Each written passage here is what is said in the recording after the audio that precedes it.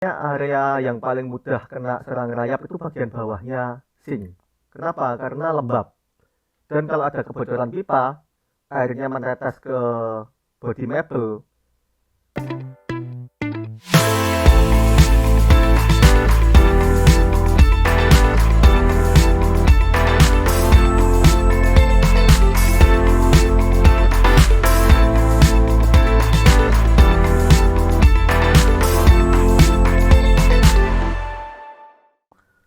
Oke, jumpa lagi dengan Adi Wijaya di 10 menit belajar interior. Kali ini di episode kedua ini kita bahasnya tentang detail dari prinsip desain di episode 1 kemarin ya. Jadi prinsip desain ini bisa nanti diterapkan di teori mengkonsep untuk materi perkuliahan di kuliah interior sih. Biasanya kan mahasiswa itu kan bingung.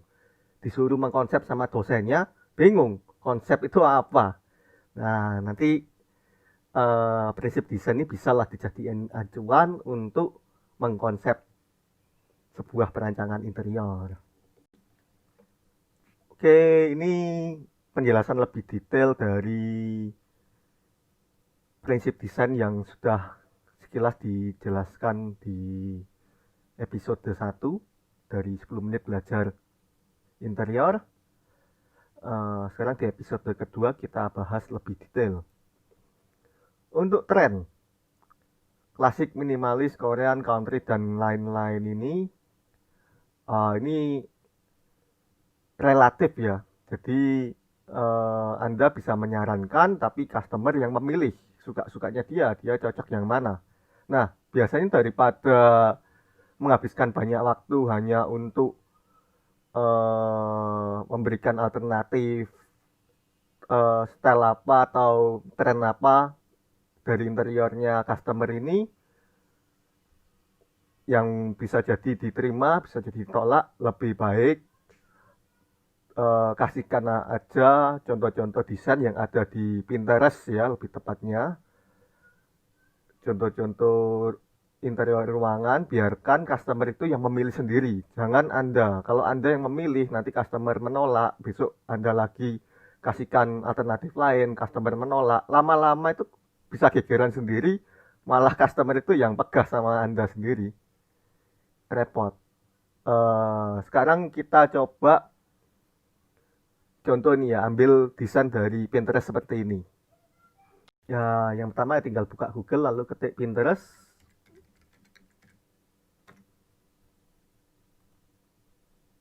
Lebih enak emang dibuka dari smartphone sih, dari app Pinterestnya itu sendiri. Ini banyak ide, tinggal diketik aja Anda maunya apa.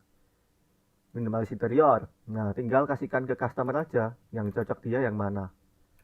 Tinggal diterapkan ke denah atau 3D software Anda. Nah, itu tadi triknya untuk penghematan waktu untuk memberikan alternatif style yang diinginkan customer. Oke, lanjut ke site atau lapangan. Posisi lampu, saklar, screen, sanitasi, AC. Nanti kan akan memberikan bentuk atau penataan dari desain itu. Penerapan ke denah. Ini sebenarnya tricky juga sih.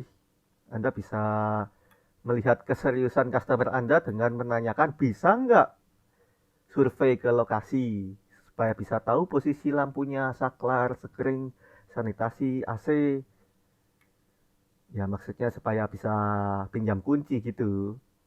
Jangan-jangan customer Anda cuman ngomong doang, nggak ada proyeknya, tapi maunya ngerepotin orang. Ya itu perlu difilter dan dikonfirmasi. Oke, lanjut ke SDM atau teknologi, alat dan tekniknya. Ya, kalian harus cari tukang yang mumpuni dan mampu.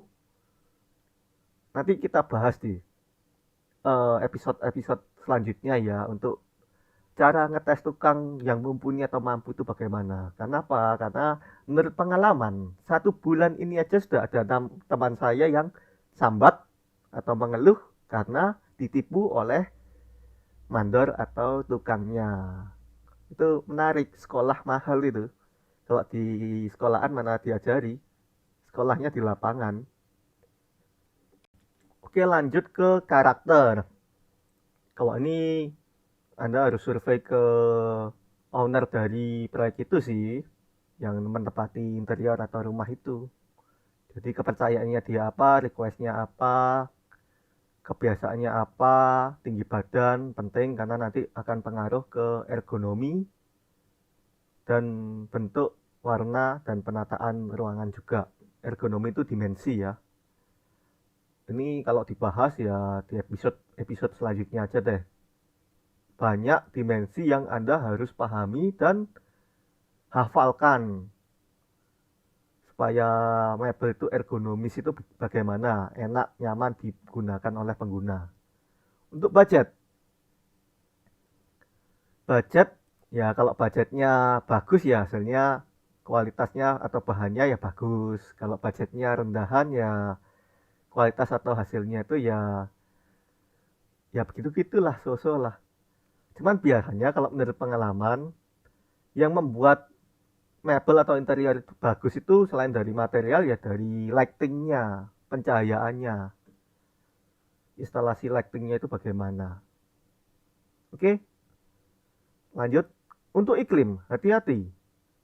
Iklim di Surabaya itu rata-rata lembab ya.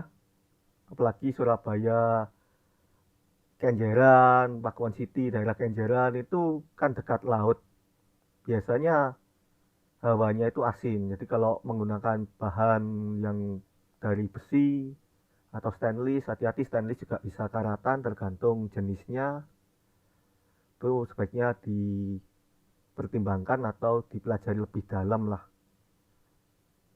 Juga untuk iklim di Indonesia ini kan tropis ya. Dan biasanya itu banyak rayap. Hati-hati, mebel yang sering rayapan itu biasanya daerah kitchen. Anda tentu nggak mau dong dikomplain gara-gara masalah rayap dan harus membongkar semua mebel. Rugi, Pak. Itu nanti saya jelaskan secara gambar bagaimana cara mengakali mebel yang di area-area lembab supaya awet.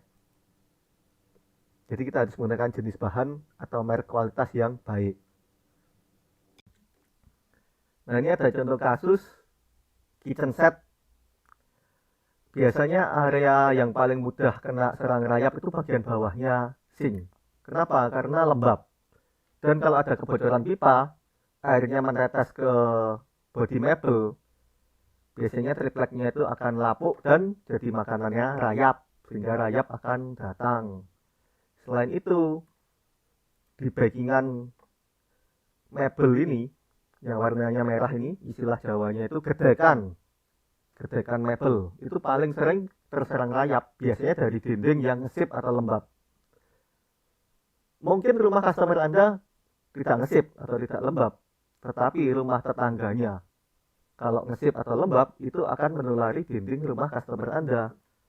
Jadi disarankan untuk gedekan dan bodi mebel, terutama yang kitchen bagian bawah ini, bawahnya sink maksudnya, itu menggunakan material anti rayap.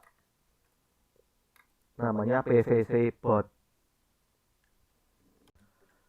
Untuk material PVC board itu seperti multiplex ya, anti rayap, anti air, ukuran 122 x 244 cm. Bahannya dari PVC. Biasanya difungsikan untuk mebel, untuk kubikel, untuk CNC cutting.